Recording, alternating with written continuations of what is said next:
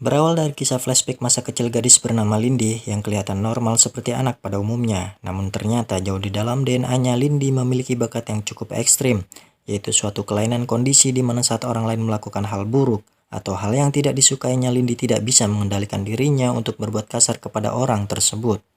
Para dokter menyebutnya gangguan eksplosif berselang. Singkat cerita, ketika Lindy beranjak remaja, dirinya harus terisolasi dari orang lain dan dijadikan bahan eksperimen.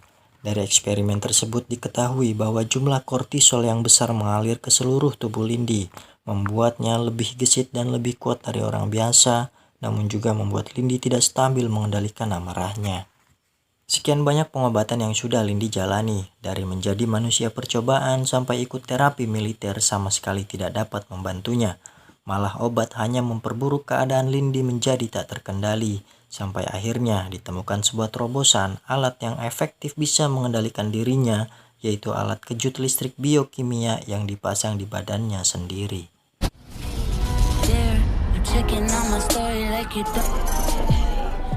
Berpindah kepada Lindy masa sekarang, di mana malam itu adalah malam pertemuan pertama Lindy dengan laki-laki yang bernama Justin.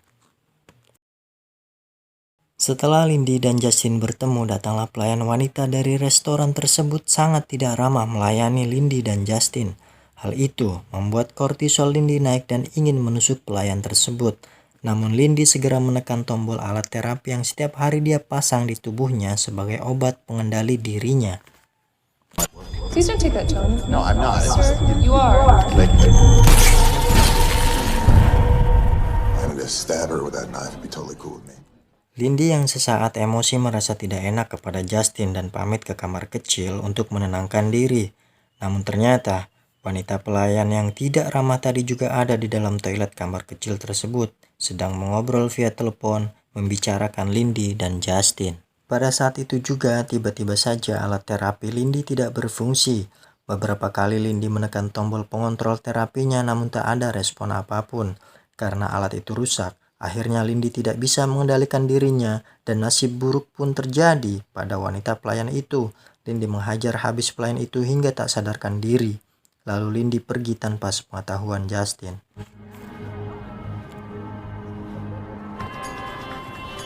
Keesokan harinya di kediaman Dr. Freud, beliau adalah seorang ilmuwan gelap dan juga orang yang telah menciptakan alat pengendalinya Lindy. Dr. Freud juga merangkap sebagai psikiater Lindy. Kedatangan Lindy ke kediaman Dr. Freud tidak lain adalah untuk meminta agar Dr. Freud segera memperbaiki alat terapi yang telah rusak semalam. Scene berganti di malam hari, di mana Lindy mengajak Justin bertemu sebagai tanda maaf sekaligus untuk mengganti malam kencan mereka yang gagal kemarin. Pada malam itu, Lindy dan Justin berjalan-jalan sambil mengenalkan diri mereka masing-masing. Kepada Lindy, Justin mengaku sebagai seorang akuntan, tapi sebenarnya Justin ini adalah seorang agen CIA yang sedang dalam penyamaran. Malam itu juga Justin menginap di rumah Lindy dan keduanya melepas lelah bersama sambil melepas pakaian dan juga melepas libido masing-masing. Keesokan harinya Justin menyerahkan sekotak kado kepada Lindy dan betapa terkejut bahagianya Lindy ketika melihat isi kado tersebut adalah sebuah kamera. Kala itu sebenarnya Lindy tak ingin melepas Justin beranjak dari kediamannya, namun pekerjaan memaksa Justin untuk keluar dari apartemen Lindy. Justin berjanji malam nanti akan menemui Lindy kembali dan mengajaknya ke apartemen Justin untuk memasak ikan pecak. Singkat cerita, malam hari pun tiba. Lindy sudah berdandan cantik untuk Justin dan sesekali memeriksa handphone menanti datangnya balasan dari pesan yang Lindy kirim untuk Justin. Dan seiring berjalannya waktu, malam pun semakin larut. Namun kehadiran Justin tak kunjung datang. Lindy pun menghubungi handphone Justin agar mendapat penjelasan dari situasi tersebut. Tapi kenyataan pahit menghampirinya. Seseorang yang bernama Detektif Vickers yang mengangkat panggilan dari handphone Justin dan mengabarkan bahwa Justin ditemukan di tempat sampah dengan 2 luka tembak di kepala. Scene berganti di kantor polisi dan di depan Lindy sudah ada Detektif Vickers dan temannya yang bernama Nevin. Keduanya kesulitan mencari tahu tentang pelaku pembunuh Justin karena tidak ada satupun keluarga, kerabat atau orang terdekat Justin yang bisa dihubungi. Lindy adalah satu-satunya orang pertama dan terakhir yang bisa dimintai keterangan oleh Detektif Vickers dan Nevin. Oleh Nevin dan Vickers, Lindy tak diizinkan melihat mayat Justin. Lindy sangat terpukul atas kematian Justin. Setiap kenangan saat bersama Justin seolah mengalir deras tak terhentikan di memorinya. Setiap kali ia teringat Justin, Lindy tak bisa mengendalikan dirinya. Amarah balas dendam mencengkram di seluruh kepalanya, membuat dia tak bisa berpikir logis. Lindy memutuskan untuk mengejar sendiri pelaku pembunuh Justin. Malam hari di kantor polisi, Detektif Vickers mendapat telepon dari Lindy. Dan Lindy meminta sang detektif menemui dirinya. Namun ternyata hal itu adalah siasat Lindy agar dia bisa mencuri barang bukti tanpa sepengetahuan sang detektif. Dari barang bukti tersebut, Lindy mendapatkan handphone dan dompet Justin yang di dalamnya ada kartu identitas milik Justin. Dari kartu identitas tersebut, Lindy mendapat informasi di mana Justin tinggal.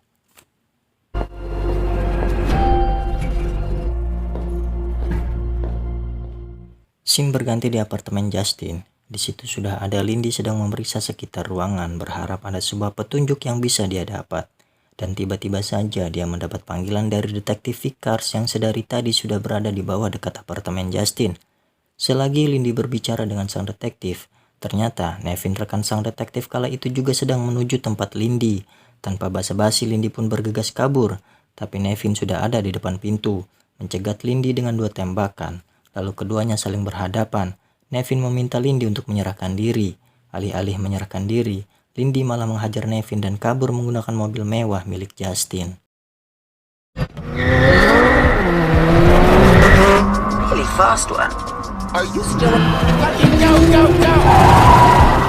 Malam itu adegan berpacu dalam kecepatan antara Lindy dan sang detektif pun terjadi. Dan sudah bisa ditebak mobil Lindy jauh lebih unggul dalam hal kecepatan. Tak mau kalah dari Lindy, detektif Vickers sengaja mengambil jalan pintas melawan arus dan merubah posisi mobilnya berada di depan mobil Lindy dan saling berhadapan. Ketika mobil Lindy dan mobil sang detektif akan saling menabrak, seketika itu juga detektif Vickers menghindar membuang setirnya ke arah kiri dan tidak sengaja bertabrakan dengan mobil lain yang lebih besar. Sang detektif dan Nevin akhirnya dilarikan ke rumah sakit. Setelah lolos dari kejaran detektif Vickers, esoknya Lindy pergi menemui seorang bocah hacker yang bekerja di galeri handphone. Lindy meminta kepada sang hacker yang bernama Andy meretas handphone milik Justin untuk mencari tahu lokasi orang yang terakhir kali menghubungi Justin. Tak butuh waktu lama untuk Andy masuk ke dalam sistem HP tersebut dan membuka data panggilan terakhir. Ternyata, terakhir kali orang yang menghubungi Justin adalah seorang mafia perdagangan senjata yang bernama Barry. Bukan hanya itu saja, bahkan Andy pun tahu di mana Barry berada saat itu juga. Lalu Lindy pun pergi ke lokasi Barry, yaitu bangunan terbengkalai di pusat kota. Ternyata di dalam bangunan tersebut adalah area pertarungan ilegal tanpa aturan yang diketuai oleh Barry sendiri. Lindy sengaja melerai perkelahian tersebut agar suasana menjadi tenang dan bisa mendapat perhatian dari Barry. Setelah itu Lindy pun bertanya tentang Justin, namun sebelum Barry menjawab, Lindy terlebih dahulu harus mengalahkan 3 petarungnya. Lindy pun menerima tantangan tersebut.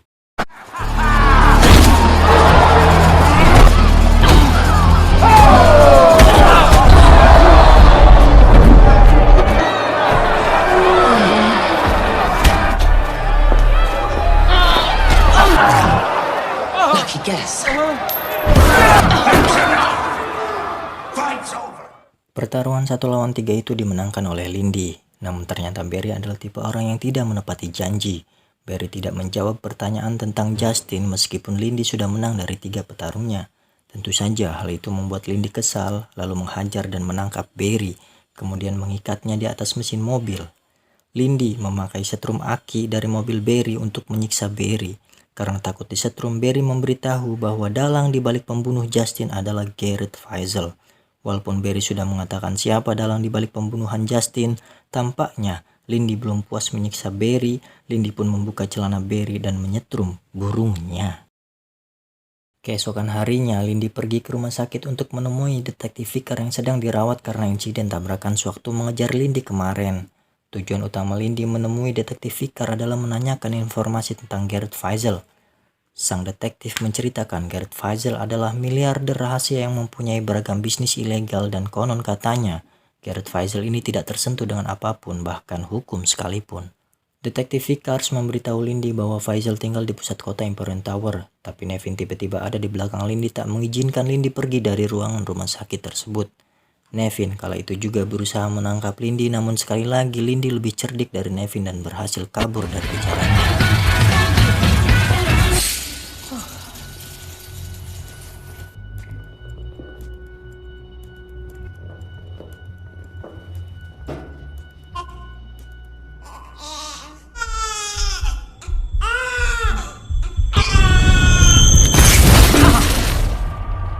Don't move. Don't breathe.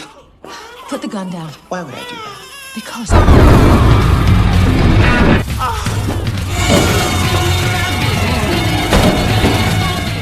Malam harinya di Imperial Tower hanya ada satu penjaga di sana. Lindy mengira penjaga itu adalah Garrett Faisal. Tiba-tiba orang kepercayaan Tuan Faisal bernama Delacroix datang dan mempersilahkan Lindy membawanya menemui Tuan Faisal. Tetapi Delacroix ternyata punya tujuan lain. Saat berada di dalam lift, Delacroix memukul Lindy hingga tak sadarkan diri. Scene berganti di sebuah ruangan seperti laboratorium. Di ruangan tersebut tangan dan kaki Lindy diikat di sebuah kursi dan alat terapi Lindy pun dilepas oleh Delacroix. Lindy diberi dua pilihan oleh Delacroix. Pilihan pertama yaitu pergi dengan damai dan pilihan kedua adalah disiksa hingga mati. Saat itu Lindy memilih pergi dengan damai dan diantar pulang.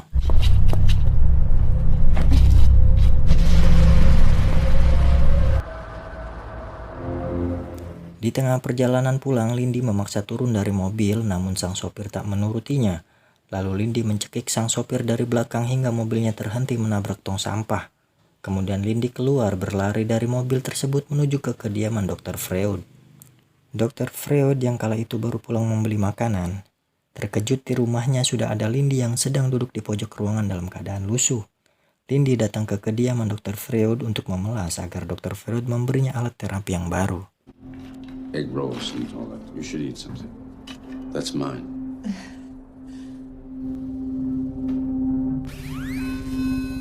Keesokan harinya Lindy pulang ke apartemen miliknya. Di dalam apartemen Lindy sudah ada bom yang tersambung ke pintu apartemen, yang apabila pintu itu dibuka maka meledaklah bom tersebut. Untungnya saat itu Lindy tidak masuk lewat pintu, melainkan Lindy masuk lewat jendela apartemen. Kemudian Lindy menjinakkan bom tersebut dan merakitnya ulang. Lalu Lindy sengaja meledakkan apartemennya agar musuh mengira jebakannya sudah berhasil membunuh Lindy.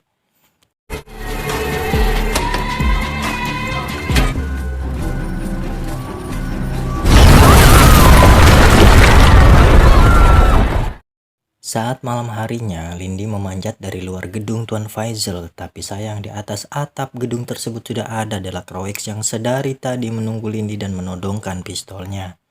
Delacroix pun menangkap Lindy dan membawanya ke hadapan Tuan Faisal. Saat di depan Tuan Faisal, Lindy meluapkan amarahnya hendak membunuh Tuan Faisal. Namun lagi-lagi Delacroix memukul Lindy dari belakang hingga pingsan. Saat Lindy tersadar, dia sudah ada di ruangan laboratorium Delacroix. Tangan dan kakinya Lindy diikat di sebuah kursi. Kali ini Delacroix melakukan eksanguinasi atau menyedot darahnya Lindy. Ketika Delacroix membelakangi Lindy, dengan segenap kekuatan Lindy berusaha membuka ikatan di tangannya dan berhasil melepasnya. Saat itu juga Lindy dan Delacroix berkelahi dan dimenangkan oleh Lindy. Parahnya, lalu Lindy memotong jari telunjuk Delacroix. Sidik jari dari Delacroix adalah kunci untuk membuka pintu ke ruangan Tuan Faisal. How do I get to Faisal? Setelah Lindy mengalahkan Delacroix, Lindy bergegas pergi menemui Tuan Faisal. Namun sebelum Lindy sampai di ruangan Tuan Faisal, Lindy dihadang oleh 7 penjaga di sana. Lindy menghabisi satu persatu penjaga tersebut dan berhasil masuk ke ruangan Tuan Faisal.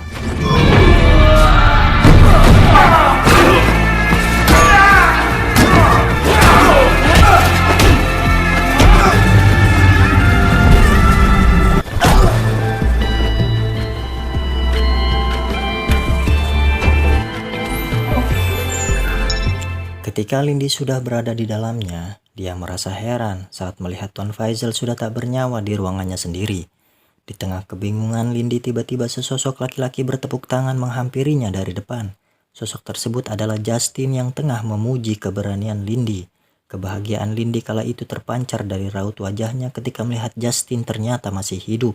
Akan tetapi, kebahagiaan Lindy kala itu pun langsung patah ketika sikap Justin yang berada di depannya sangat berbeda dengan Justin yang dia kenal sebelumnya. Yeah, I needed someone from the outside, someone to... I mean, who do you think funds his batshit crazy experiments? Well, in the Second World War, right? Dog burger. Ternyata selama ini Justin menggunakan Lindy sebagai umpan pengalihan agar dia bisa masuk dan membunuh Tuan Faisal tanpa diketahui siapapun. Justin juga menggunakan mayat gelandangan untuk menipu Lindy agar Lindy percaya bahwa Justin benar-benar sudah terbunuh. Lindy sangat marah sekali dan berlari ke arah Justin untuk membunuhnya. Namun belum sampai dia membunuh Justin, alat terapi listrik yang dipakai Lindy menyala dan membuat Lindy jatuh di hadapan Justin. Ternyata Justin mengambil tombol pengontrol alat terapi Lindy yang diambil dari Tuan Faisal. Justin juga merubah tegangan alat tersebut menjadi lebih kuat.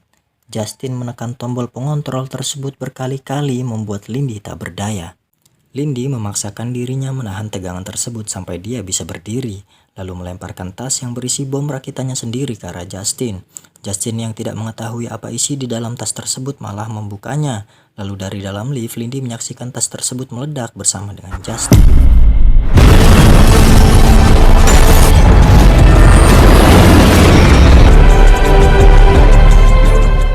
Misi balas dendam pun berakhir.